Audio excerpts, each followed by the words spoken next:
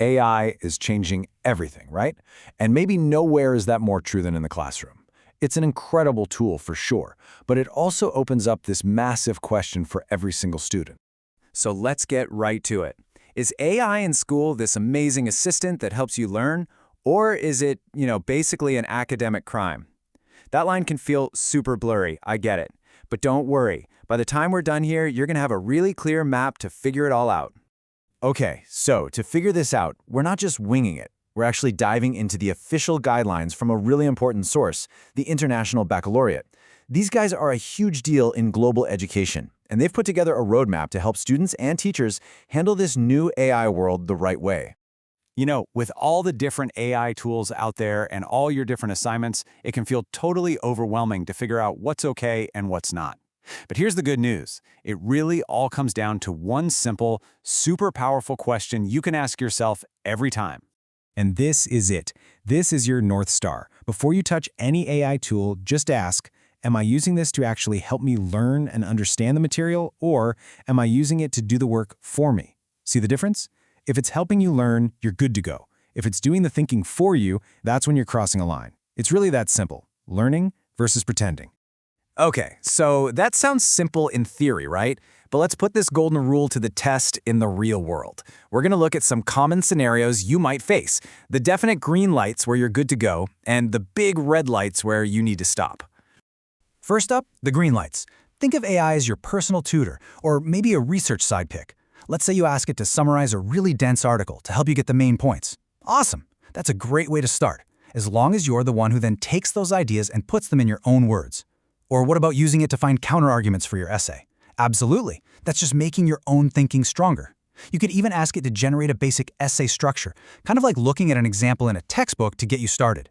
In every one of these cases, you are still the one in the driver's seat, doing the real thinking. Now for the red lights, the stuff you absolutely want to avoid. Asking an AI to come up with your research question? Nope. That's a core skill, something you really need to work through with your teacher. Or what about grabbing quotes from an AI that you haven't even read in the original source? That's not research, that's just pretending. And this one's a big one. Asking AI to write a personal reflection. Come on, the whole point is that it's personal. It has to be your experience. And probably the biggest red light of them all, hiding that you used AI. You just can't do that. Being open and honest is everything. Okay, but let's be real. There are some gray areas, right? What about stuff like grammar checkers or tools that help you rewrite a sentence that sounds a little clunky? Well, this is where it really comes down to your teacher's discretion.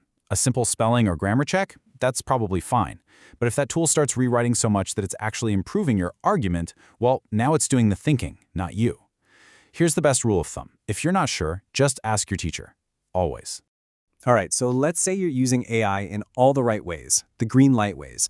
How do you show your teacher that the work is still yours? How do you prove you did the learning? It's actually pretty straightforward. Let's break it down. It really comes down to 3 key things. Number 1, just be transparent. Tell your teacher how you used the AI tool. Hey, I used it to brainstorm some ideas, or I used it to find some opposing viewpoints. Easy. Number 2, save everything. Keep your drafts, your notes, your entire chat history with the AI. This is your paper trail. It shows how your thinking developed. And number 3, cite it. If you pull a direct idea or a phrase from an AI, you have to cite it. Treat it just like a book or a website. And this flips the script on what many people think. See, it's not actually your teacher's job to hunt for some software to prove you cheated. The burden of proof is actually on you. It's your job to show that you're the author of your work. They just need to feel confident that it's authentically yours. So, how do they get that confidence? Forget all those fancy AI detectors. They're not very reliable anyway. The real ultimate tool is way simpler. It's a conversation. Some call it a Viva or an oral quiz. Think about it. If your teacher sits down with you and asks, hey, tell me about your main argument here, and you can't explain it, or you can't defend your sources, that's a massive red flag. There's just no faking true understanding when you have to talk about it.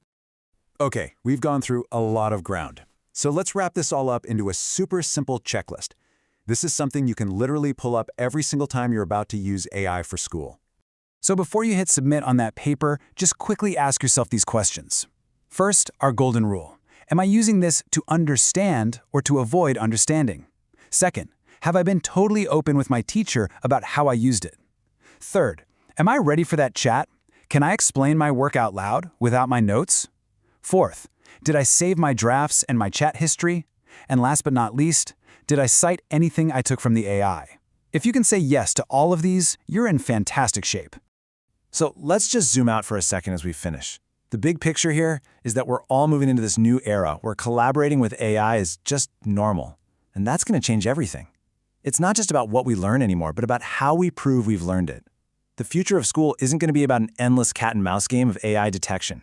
It's going to be about finding new, more human ways to show what you know. It's a huge shift, and you're right in the middle of it. Thanks for tuning in.